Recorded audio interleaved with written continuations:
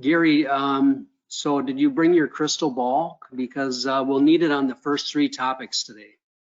Well, I looked at the crystal ball, but it didn't tell me a lot. But I want to point out that we're not economists. We're out there watching all the companies that we work with and hearing from our business owners, and also listening to what's going on in the news, et cetera, to try and figure this out and help advise you guys.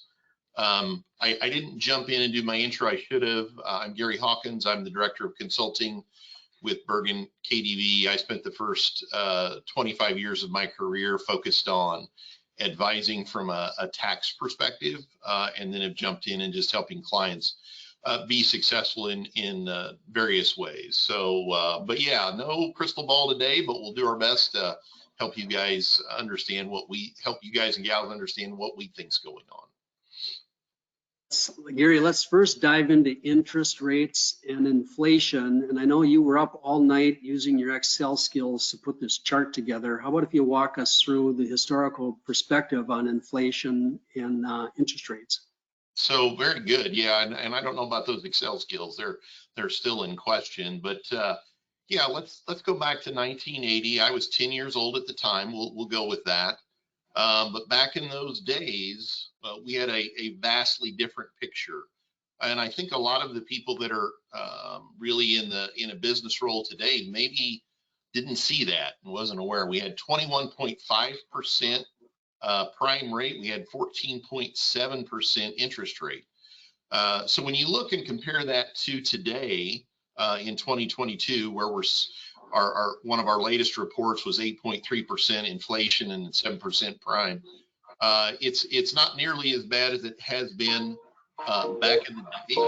But I think one of the things I want to point out to everybody is, as you look at this trend, you'll see inflation did a sharp dive, but our wonderful Fed, in how long they took to lower interest rates, it was lagging. So keep that in mind as you plan out kind of what's going on in the future. Your term, Jim, what are you hearing about interest rates and where it'll go in the next 12 to 24 months for those in the audience budgeting for 2023? Yeah, the easy, quick answer is it ain't going to return to 3.25% anytime soon. What we're hearing is you expect still another couple increases in the prime or in the interest rates. What we're hearing is 0.75 points in the next 3 to 4 months. Why? Fed continues to be determined to raise rates to tamp down the economy. They're closely watching unemployment numbers and to also curb inflation. They're using a rear view mirror approach to do this. And so it takes them, they'll go raise the rates and then they'll wait for the economic data come in to determine whether or not the increase in rates is achieving its intended results. So therefore, it's going to take a while for them to determine whether or not the upcoming 0.75 point increase is going to achieve intended consequences. So I don't have a crystal ball, but I'd expect prime interest rates to be around 7 to 8% for the next 12 months. That's what we know as of today.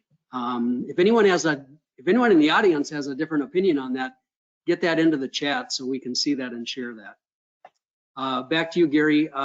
What are you hearing about? Let's switch to the future prediction on inflation over the next 12 plus months.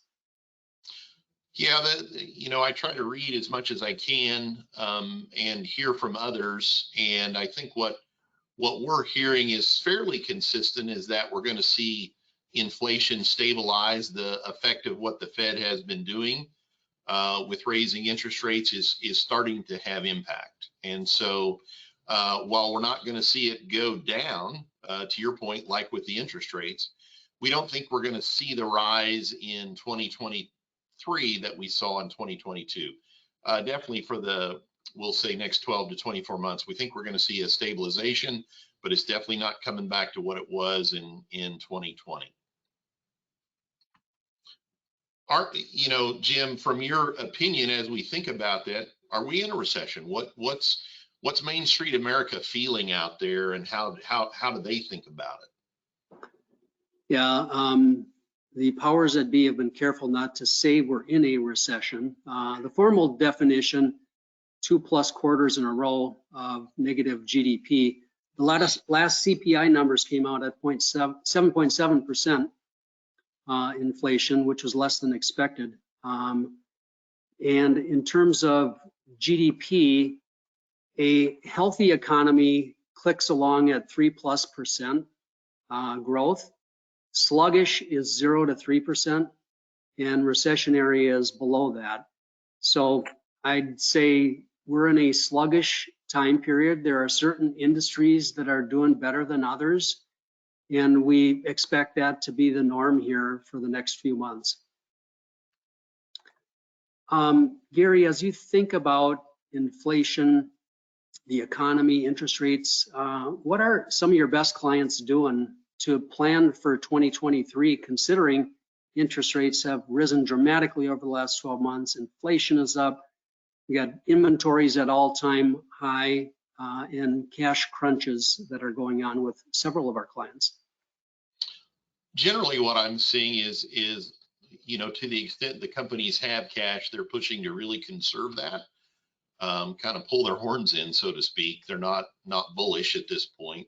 I don't see, any expansion going on. And I will tell you, a lot of this is very much industry sector driven. So one industry might respond much differently than another. But I will tell you, I've got everybody pulling their horns in, and they're also looking at, is this an opportunity with employees? I've already talked to one client about layoffs. But is this an opportunity to do, as we think about layoffs, really keeping the top performers, but looking at the lower performers and saying, time to move on. So we're seeing a lot of changes there.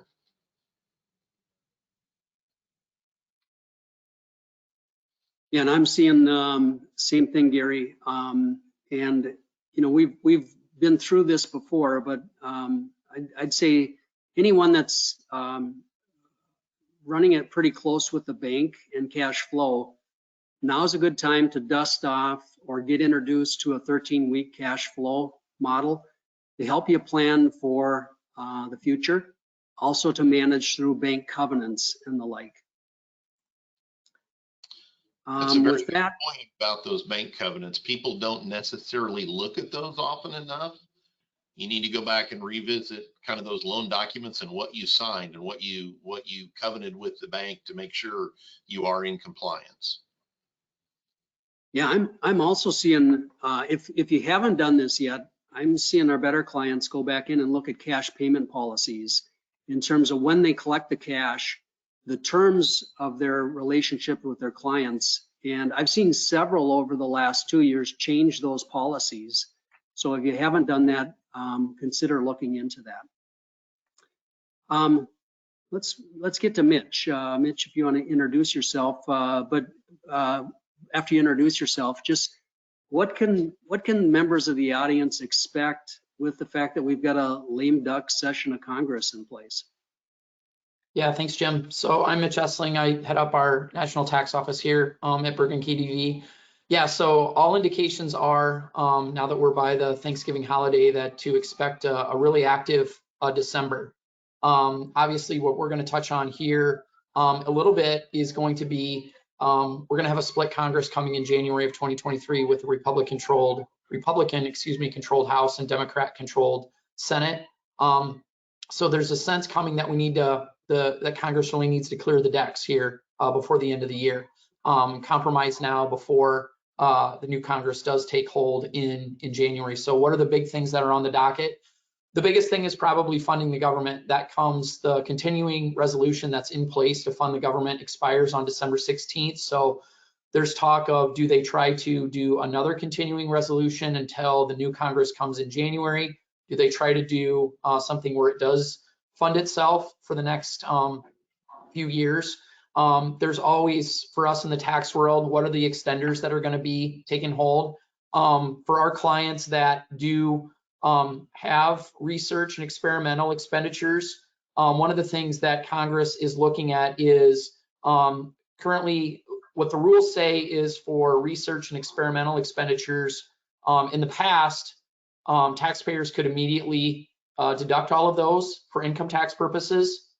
But starting in 2022, in fact, starting on January 1st, the way that the current law reads is those need to be capitalized and amortized over 5 years if those are related to activities done here in the US. So that's definitely something that we're watching. It seems to have bipartisan support to either repeal that or defer it. So we're just kind of waiting and seeing what will happen there.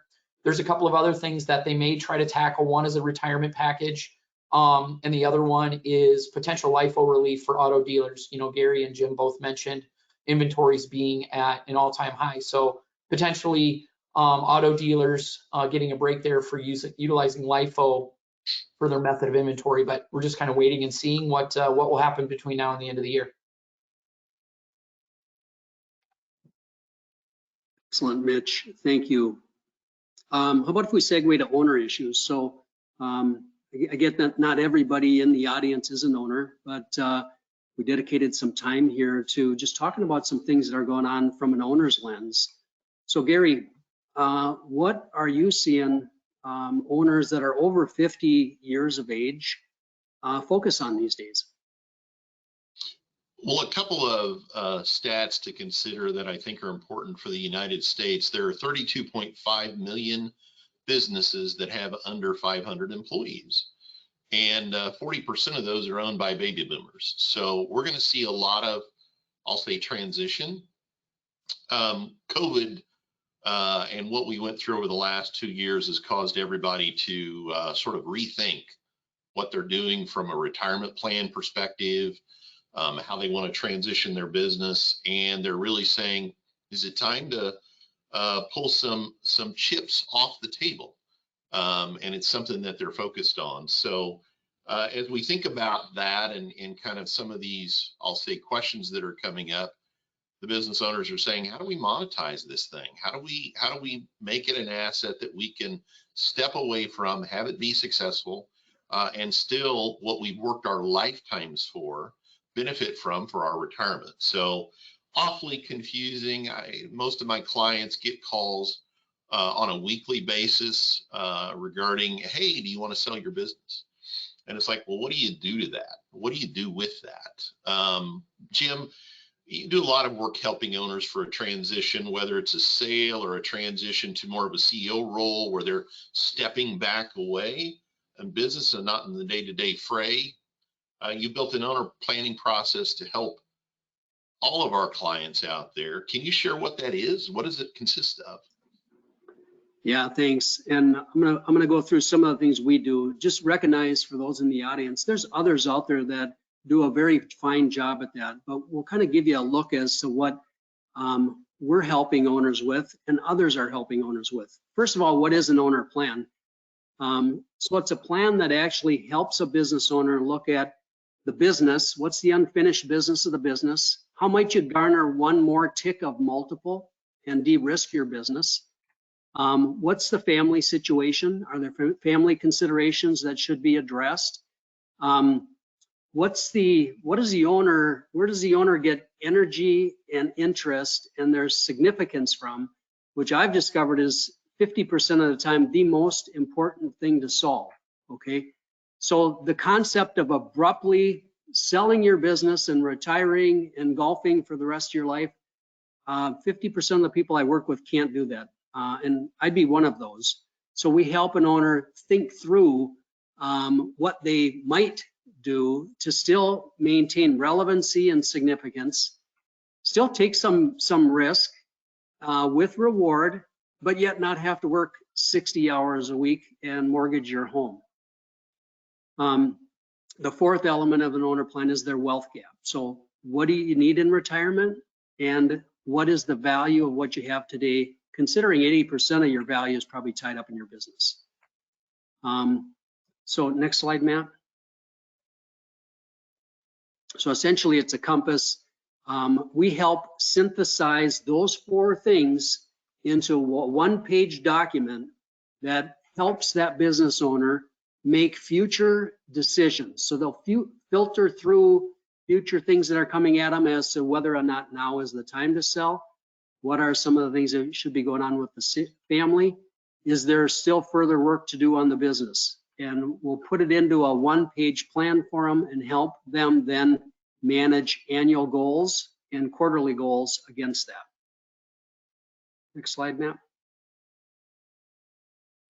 I mean, our clients, like Gary said, are getting called every week with brokers trying to, get them to have a conversation about selling their business. So it's confusing as to when is the right time to sell. You got many considerations. Is the business at the right stage? Is the owner at the right stage? And is the economy at the right stage? So we help business owners with that. When's the right time to retire or transition? And then there's 4 Ds that you can't control: disability, divorce, disagreement, and death, that all have a bearing on the future of the business. Just some quick stats. So if you just write down your plan, you have a 42% chance of achieving your plan. Next slide, Matt. And if you actually have somebody hold you accountable to that plan, there's a 95% chance that whatever you put down on that piece of paper, you're going to achieve. Some other things to cover. Oh, I'm sorry, I forgot that we had this slide in here, Matt. Thank you. You can text me or chat me. Here's 3 great books that have been very helpful for many of the clients that I've helped through owner planning. Finish Big, Walking to Destiny, and The E-Myth are all great reads. Matt, next slide. Bergen does offer owner training and owner education on owner transitions. So if you'd ever have interest in that, it's a facilitated process where we get 8 to 10 owners together, so it's not a large group, and we go very deep on all of the different type of exit options and help owners take a next step from wherever they're at to a next level of understanding of what some of those future options might be. And the whole world is very confusing when you consider there's 5 ways to exit your business, whether you sell to a strategic, you sell to a PE firm, you do a transition to family members, or sell to employees, you sell to an acquisition entrepreneur, or also ESOP. And it's good to start looking at which of those might make sense now, because the decisions that you and your leadership team are going to make into the future could have a bearing on the value that someone would give you for your business, depending on the type of exit that you pursue. Gary, how about a story? You got any stories on owner planning or owner exiting that others may find of interest? Yes, thanks, Jim. We've had the ability to participate in a few of these over the last 12 months, and kind of what Jim and I talked about is, what was the decision process? Why did the client choose to do this? In both of the more significant cases for my clients, it was like, wait a minute, we just went through 2 years of stuff we didn't think was ever going to happen, called a pandemic, and I want to take some chips off the table. I want to put some money away so I know it's safe.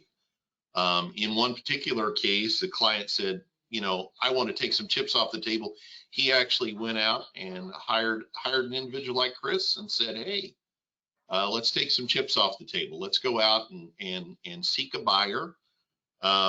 He reached out to us. We became engaged with them. And we helped facilitate just the transaction, help facilitate documentation, et cetera, trying to build a case where it was tax advantage for our seller. In another case, one of my clients just got the call and they said, okay, COVID's been unusual. Maybe we should consider this, and did an exploration. But in reality, the decision on both cases was, we just want to take some chips off the table. We want to conserve what we've built, and we want it to be there for us in the future. So one case was a complete sell. Another case was a 60% sell. So obviously these things can take many different forms and can really look at things differently. So, but we're continuing to advise. We're continuing to get the questions on a weekly basis about what should we be doing. One other thing we're seeing in terms of asset protection, just there's many of our clients have built up a nice nest egg of excess cash that's in the company. And we haven't had to consider, or our clients haven't had to consider where to put that cash because you haven't been able to earn much in the past. But now with rising interest rates, you can get close to a 4% return in some fairly safe investments. So we've seen several of our clients takes that excess cash out of the company, which we advise because leaving it in there could be subject to creditors, heaven forbid if there was a lawsuit. So we're seeing many clients take excess cash out. A lot of them are flow-through entities, so take it out in tax-free distribution, invest it in some fairly safe vehicles, and at least earn close to 4% return on that. Gary, anything else to add? Yeah, the other thing that we've seen a lot of is the concern, and I don't know that Mitch will necessarily touch on this one, but it came about a year and a half ago where we thought the exemption for estate tax was going to change. And so we saw a lot of clients get concerned about that and get concerned about just general asset protection. Again, keeping safe what they've spent their lifetime building. So we offer advice in that area. We suggest very strongly that this should be coupled with just really good estate planning, asset protection planning, and really build a structure. We're seeing spousal lifetime access trusts be really popular area that people are going. So yeah, a lot going on in that. And we think we'll see more as we go forward. So with that, I'm going to transition over to Chris and M&A strategies. It's nice to see you, Chris. Can you tell us a little bit about Bergen M&A advisory services and yourself and what's going on? Yeah, thanks. Yeah, thanks, Gary. And I'm excited about the opportunity to present here. One of the things I want to convey is you know, kind of what we do from an M&A perspective. And although this product offering is somewhat new or recently created within Bergen, the team we've assembled is extremely experienced. We've been doing M&A advisory work, at least the majority of us that roll up into this group now have been doing this work for 20 years or longer. And in fact, we have one individual who's been involved in over 120 transactions in his career. So again, even though this is somewhat of a newly offered service product that we offer, the experience that that comes behind it is quite in depth. We're very excited on what we've built and what we're building, and we've had several successes over the last couple of years or so since we started this service, and actually have won some regional and national awards for some of the work that we've done. You can flip to the next slide. The question often comes up, well, what's included in M&A advisory services? And it's certainly the assistance of buying and selling companies, and there's a difference between the two, obviously. And most of the work that we've done to this point has been on the sales side, but we're doing more and more on the buy side as well. But in addition to just buying and selling companies, there's other services that we provide, and Jim has touched on this already a little bit. And there's strategic alternative assessments, which means, what should I do with my business? What are my options? Is now the right time to sell? We can help a company get ready to sell a business if that's the case, and help evaluate whether or not now is the right time to sell or not. In addition to that, we help with recapitalizations. We've got a project going on right now where a CEO and an owner of a company wants to transition and sell his stock to the CEO in waiting. So we're working on helping facilitate that, and what's the best way to transition those shares and bring the new CEO into that position. Obviously, we work on deal structure and negotiation. That's a big part of any M&A transaction that occurs. And I don't want to exclude the impact that taxes might have on a transaction as well too. And one of the product offerings, or one of the benefits that we have in this product offering, is to be able to pull in tax-related professionals that are working shoulder to shoulder with, to understand the implication of any tax or of any transaction and the tax implications that it has. And generally, there are differences between stock and asset sales. And generally for a business owner who's selling their business, generally a stock sale is more advantageous to the seller than an asset sale, but not always. Also, we do valuation work and quality of earnings work, and valuation work can be a little bit tricky, and I want to be careful there, and just touch on that real quick. Valuations can be done for many different reasons, Gary, and some of those reasons include maybe there's insurance reasons, there's gifting reasons, there's all sorts of reasons, but also in valuing what the company is worth on the open market. But really the only way to tell what your company is truly worth on the market is actually take it to market and find out what somebody's willing to pay for that company. Chris, what are you seeing happening in the market right now? Yeah, great question. Things have seemed to soften a little bit in the last several months, across all markets, that is, especially, compared to what we've seen the last few years. Things going back in the last 6 years, you can see the top of this graph here has a high point of 5.5. And what that is the average multiple of EBITDA on companies sold during the third quarter of 2018. And that was kind of the high point in the last 6 years, at least on an average of what businesses are selling for in general over that time period.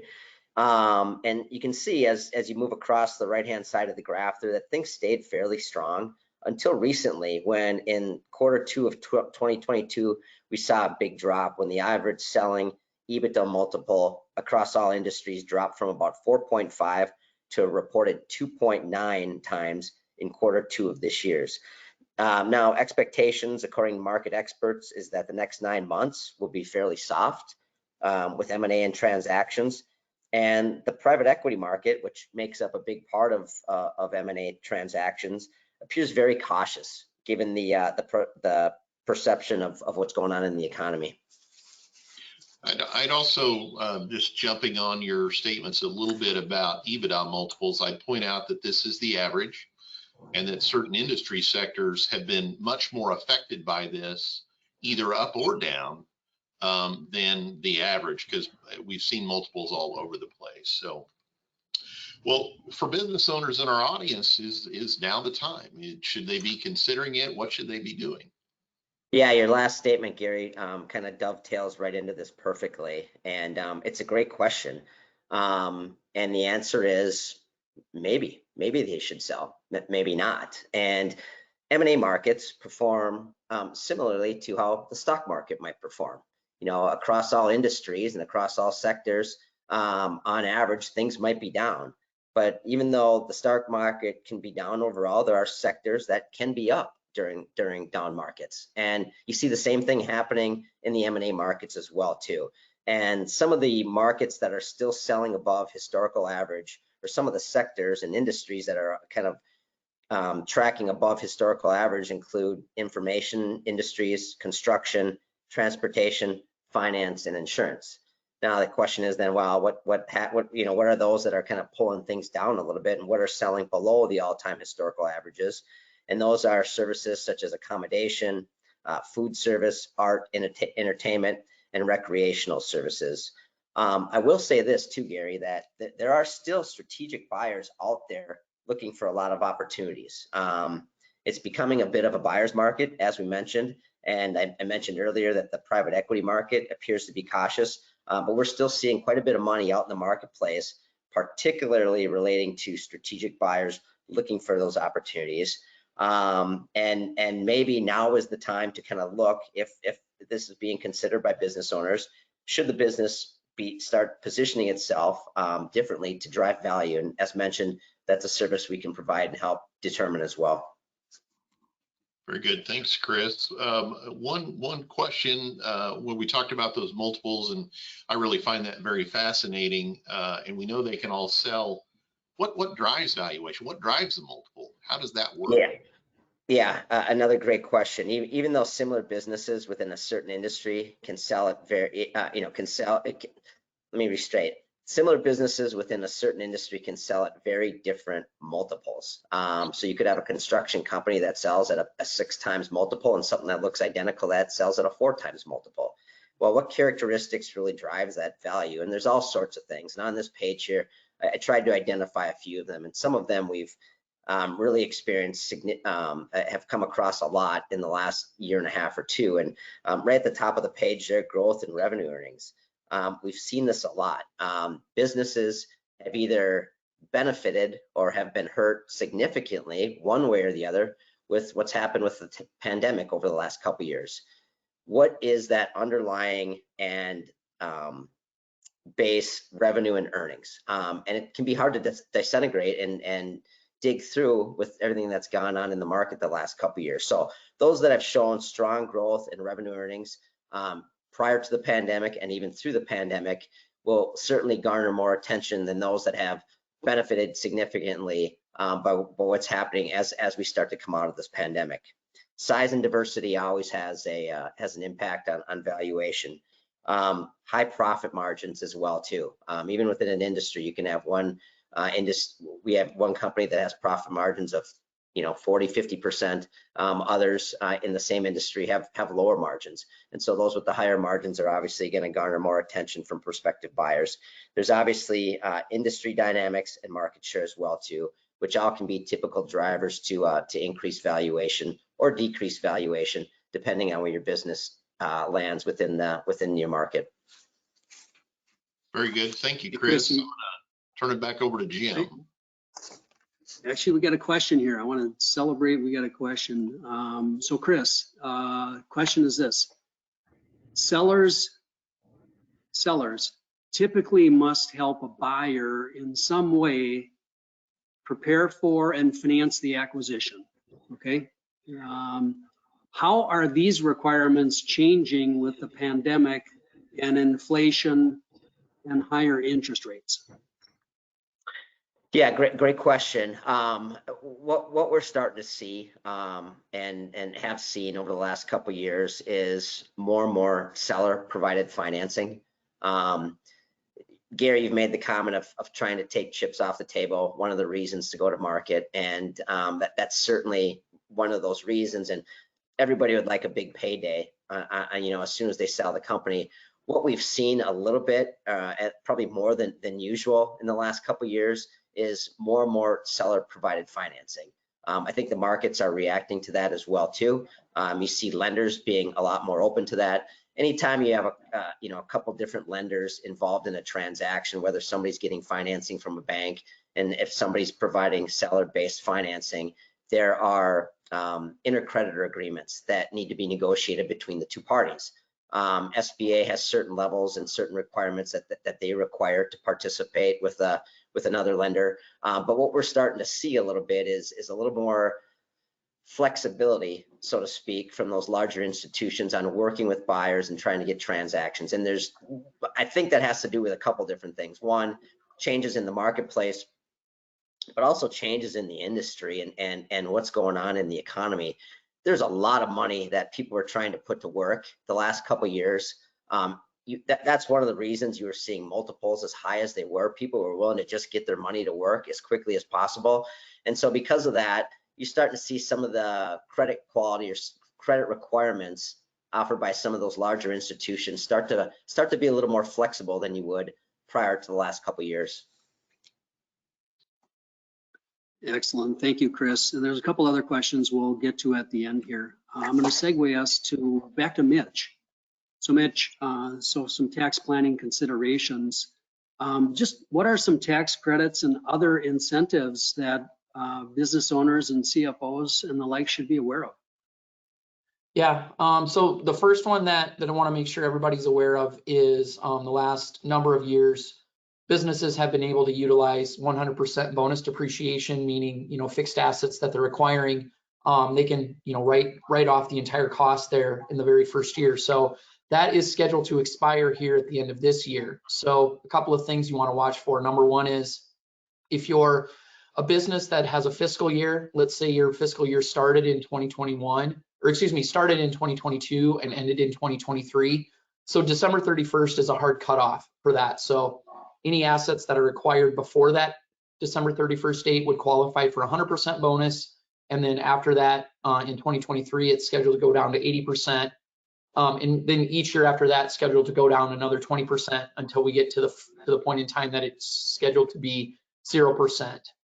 The other thing to watch is the state conformity. A lot of the states do conform with what federal allows, but some of them don't. So that would be a thing to watch. I mentioned it earlier with regards to potential year-end tax legislation in the automobile industry. One of the things to potentially look at is, does it make sense if you're a taxpayer that is utilizing FIFO for your inventory? Does it make sense to look at switching from FIFO to LIFO? Normally, if you switch to LIFO, generally it will result in a higher cost of goods sold, a higher cost of goods sold deduction as costs are increasing. The other thing to watch though, if you are going to switch from LIFO to FIFO, would be your book inventory has to match tax. So therefore your book inventory would have to be on the FIFO basis as well. There, as always, accounting method changes you can look at. If you're a small taxpayer, does it make sense if you're on the accrual basis to go to cash basis? Have you been deducting all of the prepaid expenses you should be deducting? Are you deducting accrued compensation that is allowable as an income tax deduction? Those are kind of the three main things that you want to pay attention to in the accounting method area. Interest expense, this isn't going to be applicable to all taxpayers, but if you're a large taxpayer, in the past there was the potential to have your interest expense deduction limited. One of the calculations you get to do to determine that interest expense amount that's being able to be deducted is you would get to add back your depreciation and amortization in a calculation of what's called adjusted taxable income. That kind of sets the floor in terms of what your interest expense deduction would be. So if you're a large taxpayer, obviously chances are maybe you've paid more interest with interest rates being higher. And in the past, you didn't have to worry about the ability to deduct that interest. So if you're a large taxpayer, that's something you definitely want to pay attention to here as you're planning at the end of the year. As always, we're still seeing clients take advantage of the employee retention credit. Just want to make sure that folks are aware of the statute expiration on those. So for any 2020 claims, the statute doesn't expire on any claims for those until April 15th of 2024. And if you've got any employee retention credit claims for 2021, those don't expire until April 15th of 2025.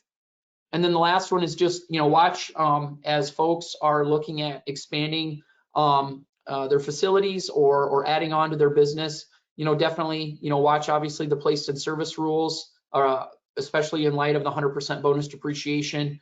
Cost segregation studies are always a good thing to take advantage of, take those assets that you can depreciate faster.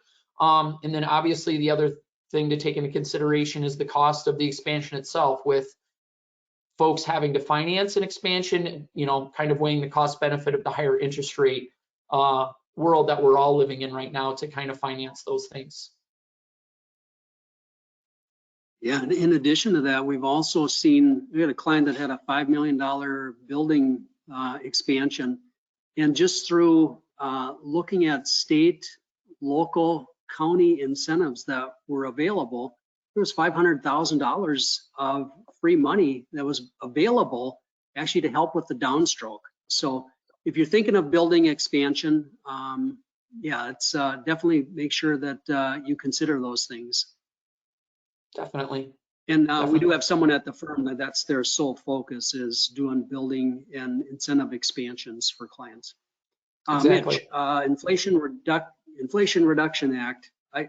This is great. I see you got it synthesized down to 3 bullets. Yeah, so this was probably the only, I'll say, major piece of tax legislation that we had passed this past year. I'll just touch on a couple of the high points. This legislation had an abundance of green incentive tax credits that were included with it. The first one deals with the investment tax credit. So there you're talking about solar, wind, geothermal. As long as the construction begins before January 1st of 2025, the credit is going to be 30%. There are some wage and apprenticeship requirements that are going to have to be met. Those just came out this morning in terms of what those are going to have to be. There's a modification of in 2023 starting for the modification of the energy efficient commercial buildings deduction. So that is the deduction where taxpayers can get a deduction currently up to $1.88 per square foot for energy saving commercial building property. Could be lighting, heating, cooling, ventilation, the building envelope itself, or a hot water system. So the deduction is actually going to increase, and it's going to increase up to a maximum of $5 per square foot starting in 2023. Currently, there's a partial deduction that's allowed if you meet certain requirements. That is going to be going by the wayside. There's also going to be the ability for architects, engineers, design build contractors are also going to be eligible to receive allocations, not only from federal and state and local government buildings. Obviously, those being tax exempt, they wouldn't benefit from that current $1.88 per square foot deduction.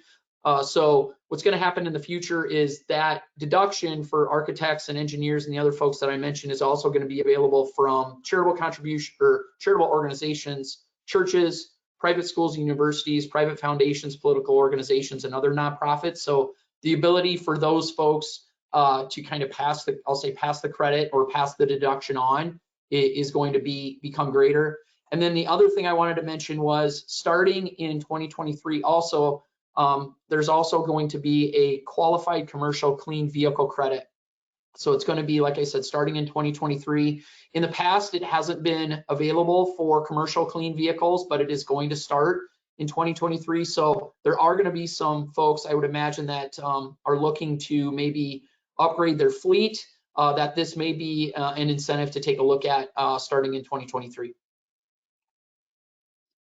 I'll resist the temptation to ask you why it's called the Inflation Reduction Act, and we'll skip that, Mitch. Let's go to when Congress reconvenes in January. Yep. What's going to happen? Yep. So, so I would say the thing that those of us in the tax world like is stability, and probably not a lot of huge legislative changes. So with the Republican-controlled House, as I mentioned earlier, and the Senate being controlled by the Democrats, I would wager that we're going to have a very low probability of any major tax legislation over the next couple of years. Obviously, as I mentioned earlier, they're going to try to get as much done during the lame duck session as they can. But if they can't, everything that's going to have to move forward is going to have obviously have a lot of bipartisan support, which obviously lends itself to not a lot of major changes here probably in the next couple of years. So stability is probably the biggest thing that we'll probably see over the next couple of years. And then, 2025 may seem like a long time away or a long time from now, but it's really not.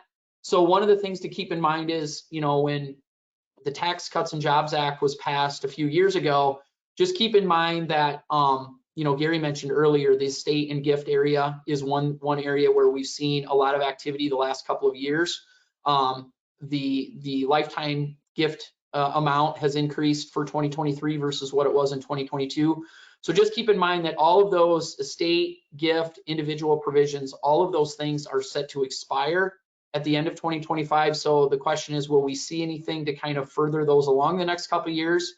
I would guess no, but it's just something we'll want to watch for and see what happens. Excellent. Thanks, Mitch. Yep. You're on mute, Gary. My apologies, folks. Our next panelist is Matt West. Matt, if you do a quick introduction and talk about your role a little bit here at the firm, we'll jump into questions. Yeah, absolutely. So thank you all. Matt West, I'm the director of FAST Sales. FAST is Financial Accounting Advisory Solutions team. So it has a debit or credit, falls under my team, and we love to look at technology and how to best help our clients. Very good. As it relates to that topic, what do you see on the horizon from a technology standpoint? Yeah, so one of the areas we love, the AICPA and CPA.com, they have a lot of great content to help us look and see what's happening in the future. And one of the things that we love is the Gartner Hype Cycle. So I'm picking out 3 in this hype cycle. I would love to go back at 2015-16 and compare this hype cycle to what we see today. But one of the things that's really interesting is responsible artificial intelligence. So this reminds me back of the Terminator or some of those AIs that we're scared about. Well, we're now looking at governance and framework. We want to make sure that this AI is responsible, and it's really helping the profession, it's helping the clients, it's helping everyone in general. Edge AI, again, edge for artificial intelligence. And this is, think of the smart device as an example. If you have your smartphone, you have your smartwatch, there are analytics that are being captured on a second by second basis. And now it's big data, and it's permeating all these different areas throughout all the different businesses. I had a conversation with the business the other day where they're looking analytics for vehicles, and then they're selling those analytics. So that's at the top of the expectations. Then finally, prescriptive analytics. Now, prescriptive analytics is, let's take all this data, whether it's balance sheet, it's income statement, it's headcount, we're looking at this data, and now what is the data telling us? What is the story telling us? And then let's take some action. So if we can get more prescriptive on what we do to, help weather the storm when the economy does interesting things, we have the data to make really good decisions. Very good, thank you. What suggestions do you have for clients to make those intelligent financial decisions? They're faced with a lot of questions and data. How do you help them? Yeah, so first and foremost, it's how do we solve that data hairball? So this is our approach to it. We've assembled this awesome methodology. And I like to use the term clinical data. To get clinical data, that's your blocking and tackling. It's my ERP, my QuickBooks, my NetSuite, it's my technology giving me good, clean data. And then I'm looking at the different sources. And then what we do is we scrape that data. And then once we scrape the data, we build these modeling, models together so we can look at some analytics. The analytics tell a story, much like the dashboard on your vehicle. It's the same type of thing is, if your COGS are too high, or if we're looking at, AR that's been sitting, plus 50, 60 days, and we want to reduce that number, we've got the capability of honing in on where things are at. Traction EOS, and we mentioned, Jim, thank you for mentioning Traction EOS. One of the major core tenets is data. Data is going to be your biggest asset as you're making decisions. So let's do something with it.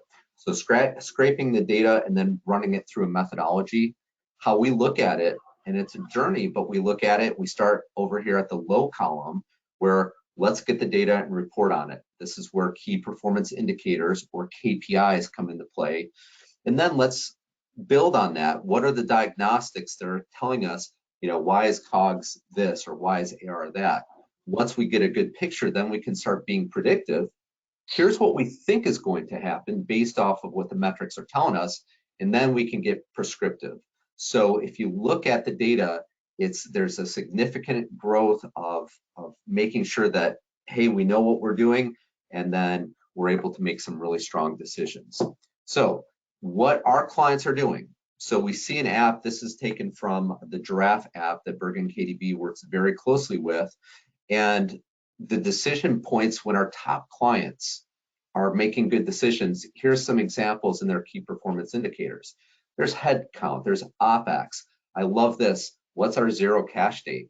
What a healthy metric to say, hey, October 2025, now October 2025, not October 25th. So this is when we would run out of cash if we kept on doing what we're doing. And look at some of the non-financial metrics like website views. So marrying my financial data with my non-financial data, that tells a story. Also, as it looks to, hey, if we want to look at our revenue per, full-time equivalent, if we're looking at, our operating expense per employee, even things such as commission, so taking data and doing some really good things with it, but we're utilizing technology versus living in, an 87 tabbed Excel spreadsheet. Because in our world, we're trying to kill those. They don't exist anymore because we're going to use technology to build some really good stories.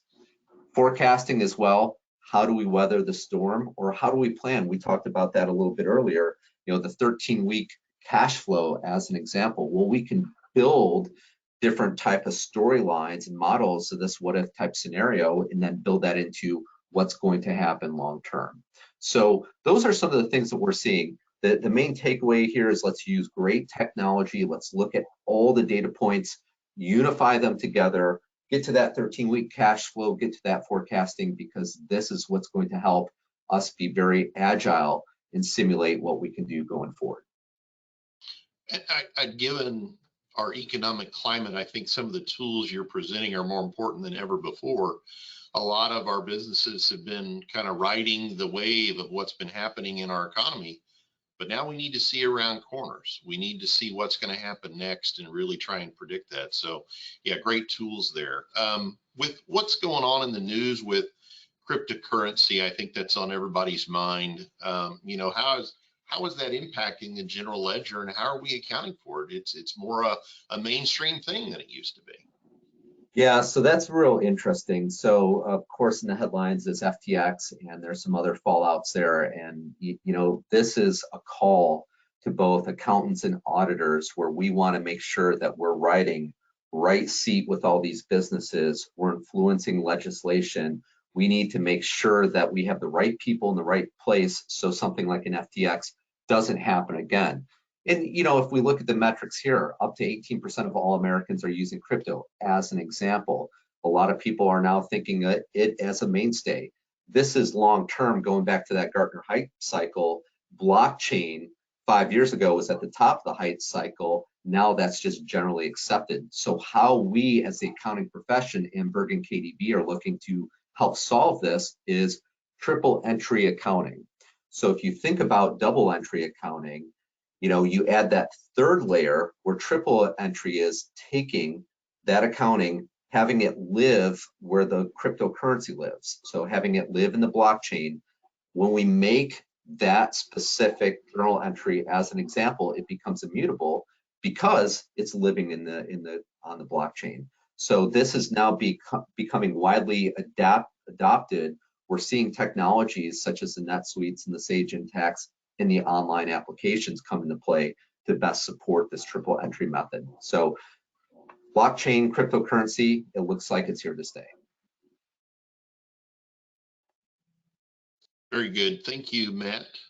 Very much appreciate that presentation. And I think it's just a continued emphasis on seeing around corners and what we can do to assist businesses there. We've really fortunately hit the end of our time. We've got some time for questions. We got about 6 minutes. If I may, I might throw the first one to you, Chris. I think you're in the best possible position to answer this. Is when you are talking to clients and you think about preparing them for you know, that change in transfer of ownership. If they don't prepare, they just say, hey, I'm going to do this. What do they leave on the table? What are the impacts of just waking up one day and deciding to sell the business as opposed to preparing for it? Sure. Well, there's several things, and I guess the best way to look at it is we also work with companies who, for one reason or another, have to sell their business. Get into all the different reasons why that might happen.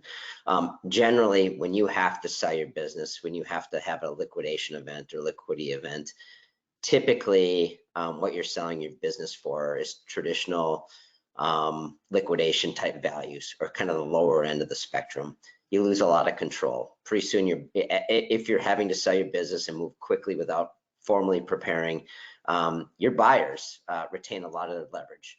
They eventually know, will find out through due diligence that you're in a need to move forward for some reason, and therefore you lose a little bit of your leverage.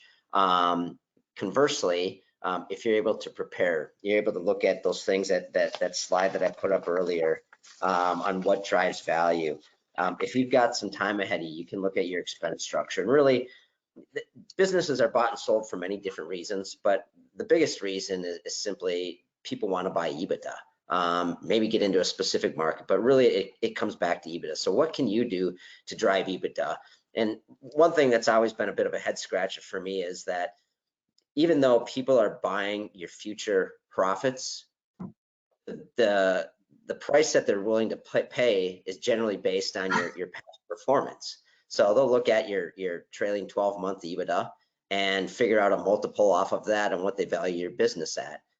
which again is a little bit odd to me, knowing that they're buying future profits. So anything that you can do to right size your company, reduce expense structures, increase margin, drive revenues, generally helps in the sales price when opposed to having to go to market quickly because you quote unquote need to sell.